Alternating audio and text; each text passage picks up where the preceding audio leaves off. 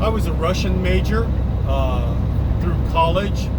Spent years studying Russia, studying the old Soyuz, Sovietskих Социалистических Республик. And there's a couple of things that are important to keep in mind, and it's about Russia, and it's very important to us here in the United States. It's been transformative for us in the United States over the last several years. The first thing to know about whether it's SSR or USSR, or whether it's Russia today, there is no appreciable difference. Lenin, in his time, was in total control. Trotsky, in his time, was in control. And Brezhnev and Khrushchev, they were in control. And today, Putin is in control. Now, they had the help of the Politburo, and Putin has the help of his henchmen. But throughout all this, if a person gets in the way of the leader of the Soviet Union, of Russia, doesn't matter which, they are imprisoned or they are killed. There is no rule of law. You could call it a plutocracy. You could call it a tyranny.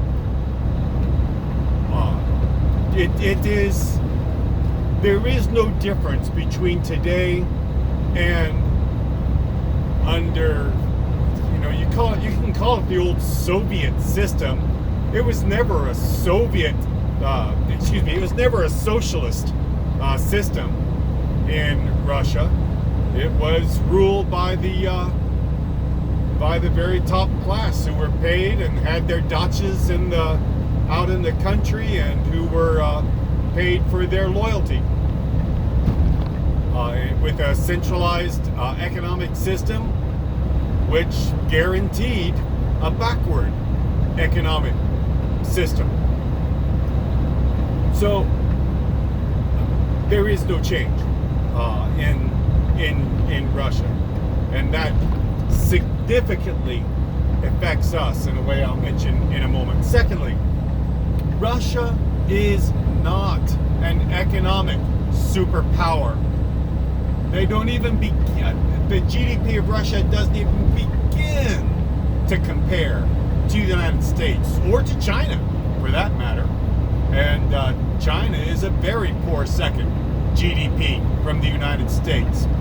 The per capita GDP of the United States is $60,000. The per capita GDP of China is about $8,000. Russia has the 11th highest GDP of the countries of the world, just before South Korea, just after Brazil. They don't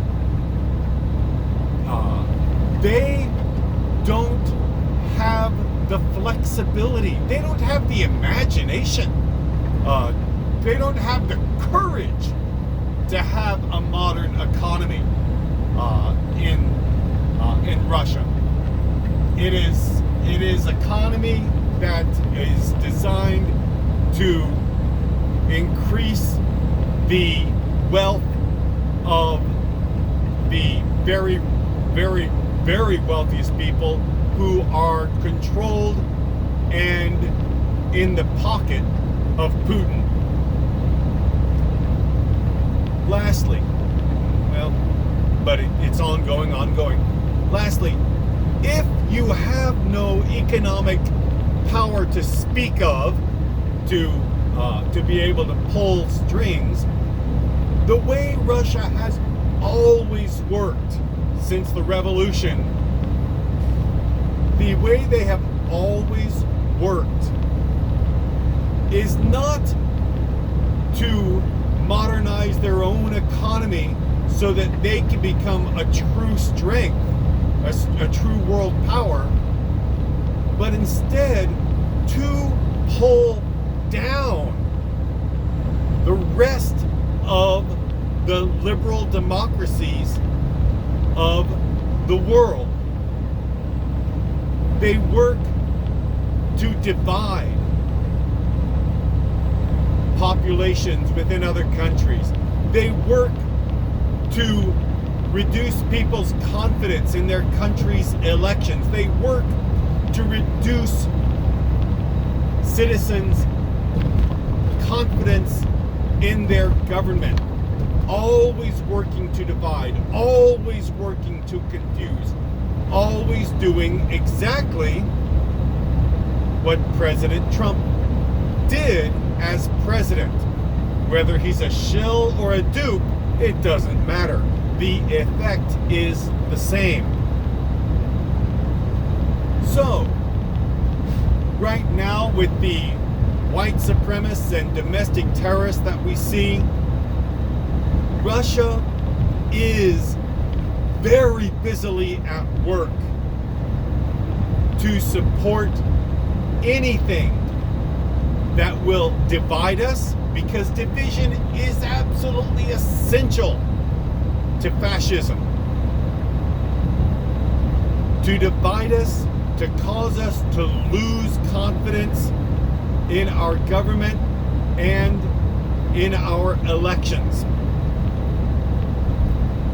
They do this through conspiracy theories, through constant lies, and through confusion, so that you get a large part of the country absolutely believing good, solid lies,